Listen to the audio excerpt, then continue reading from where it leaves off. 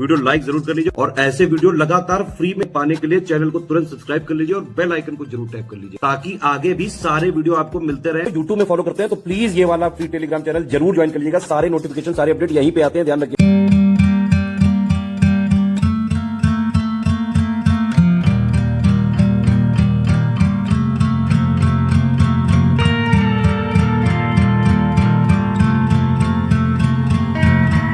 Hello everyone, welcome to study for civil services. और ये हमारी सीरीज़ चल रही है यूपी पीसीएस मेंस के जीएस 5 को लेकर हम क्वेश्चंस कर रहे हैं पॉइंट वाइज।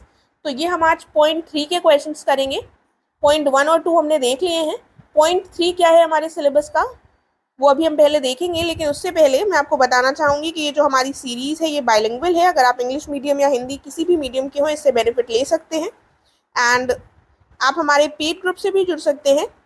यहाँ पर यूपी पीसीएस के द्वारा कंडक्ट कराए जा रहे एग्जाम्स जैसे कि पीसीएस, आरओए, आरओबीओ, इन सभी के लिए पेड कोर्सेज अवेलेबल हैं। इसके साथ ही यूकेपीएससी, बीपीएससी और एचसीएस के लिए भी कोर्सेज अवेलेबल हैं जिनको ज्वाइन कर आप लाभ प्राप्त कर सकते हैं।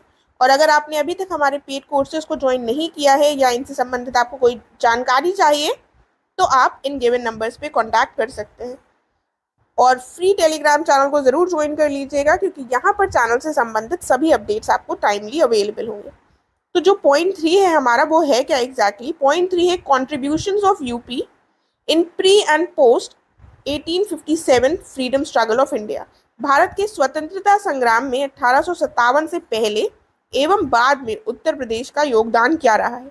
देखिए, अगर आप ये GS 5 के कुछ पॉइंट्स देखेंगे तो आपको ये दिखाई देगा कि यूपी की हिस्ट्री से संबंधित जो पॉइंट्स हैं वो हमको इसमें दिखाई पड़ते हैं।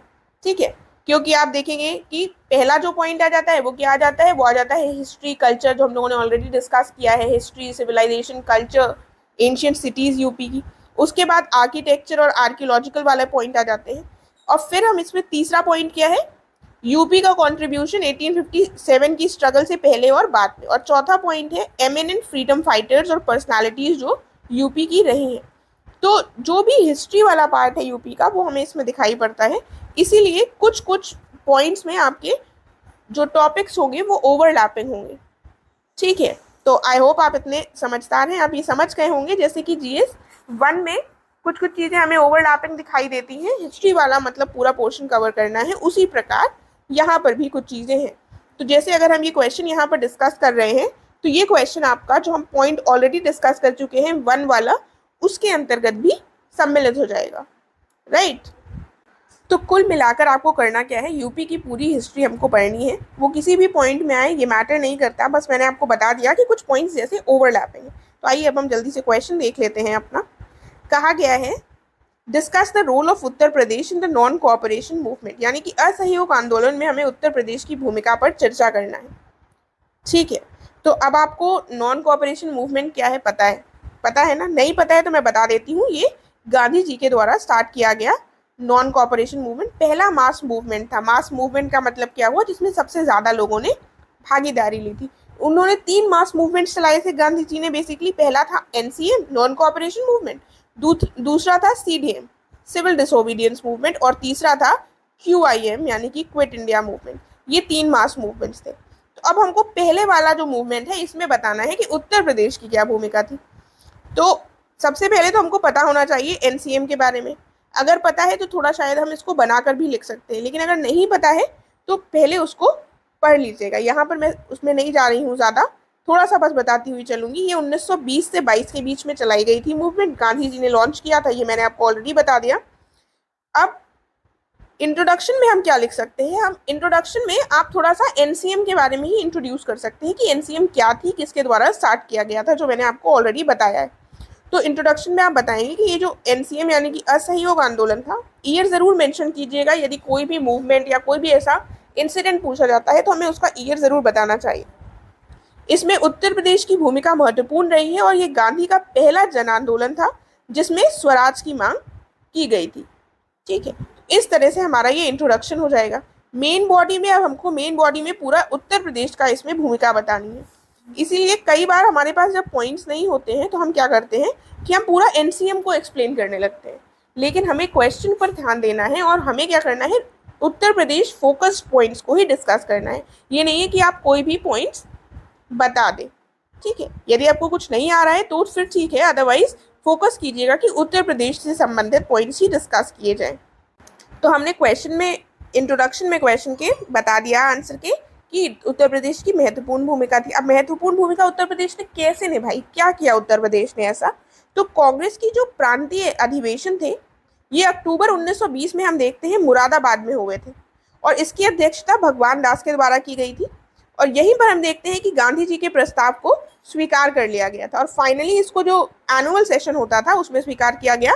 लेकिन जो प्रोविंशियल सेशन होते थे कांग्रेस के, वो एक हुआ था मुरादाबाद में अक्टूबर 1920 में और उसमें इस प्रपोजल को पहले स्वीकार कर लिया गया था और बाद में आगे चलकर दिसंबर 1920 में नागपुर में हुआ था सेशन, वहां पर इसको बहुमत से पारित किया गया था। ठीक है, तो ये हो गया। देखिए एक चीज़ ध्यान रखिएगा, आप चाहें तो इनको पॉइंट्स में लिख सकते हैं या पैराग्राफ में लिख सकते हैं, वो आपके कन्वीनियंस के हिसाब से होगा।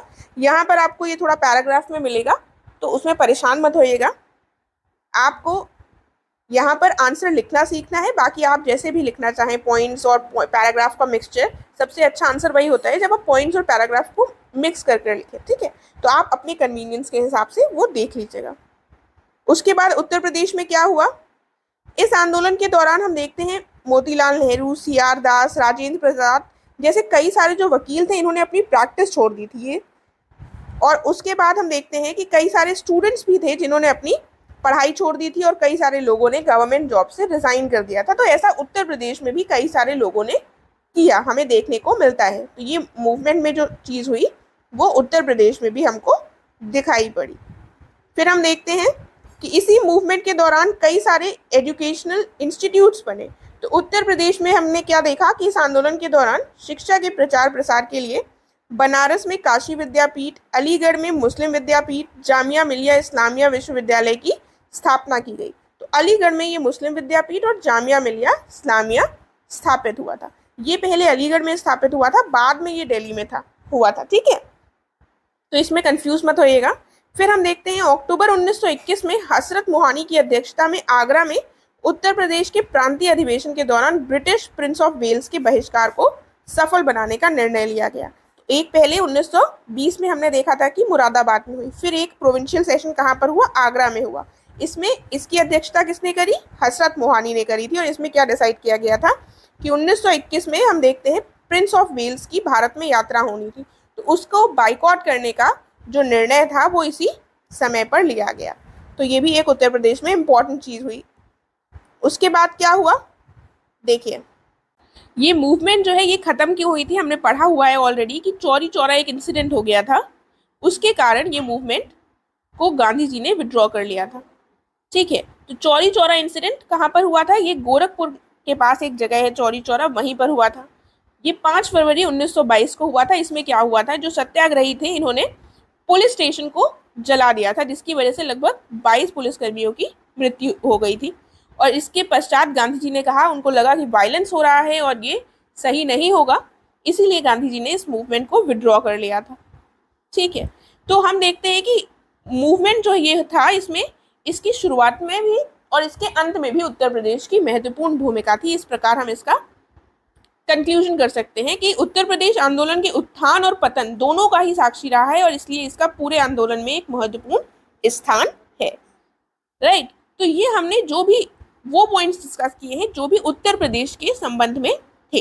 लेकिन मान लीजिए अब आपको क्वेश्चन पूछा गया है एग्जाम में और आपके जो 250 वर्ड्स का कोई आंसर है और आप नहीं कर पा रहे हैं, आपको और पॉइंट्स नहीं याद आ रहे हैं, तो जो भी इस मूवमेंट से संबंधित आपने हिस्ट्री में चीज़ें पढ़ी हैं उनको भी आप इन पॉइंट्स के साथ ऐड कर सकते हैं, ठीक है। तो ऐसा ना करें कि अगर आपको वर्ड लिमिट आपकी नहीं हो पा रही है और इतने ही पॉइंट्स हैं तो उसको आप बढ़ाने के लिए अपने आंसर को हिस्ट्री में जो आपने इस मूवमेंट से संबंधित पॉइंट्स पढ़े हैं थोड़े थोड़े और उनको बीच बीच में ऐड करके अपनी वर्ड लिमिट को पूरा कर सकते हैं, राइट। ये हमने जो डिस्कस किए हैं बहुत इंपॉर्टेंट पॉइंट्स हैं, ध्यान रखिएगा। इसके साथ हमारा ये कंप्लीट हो गया।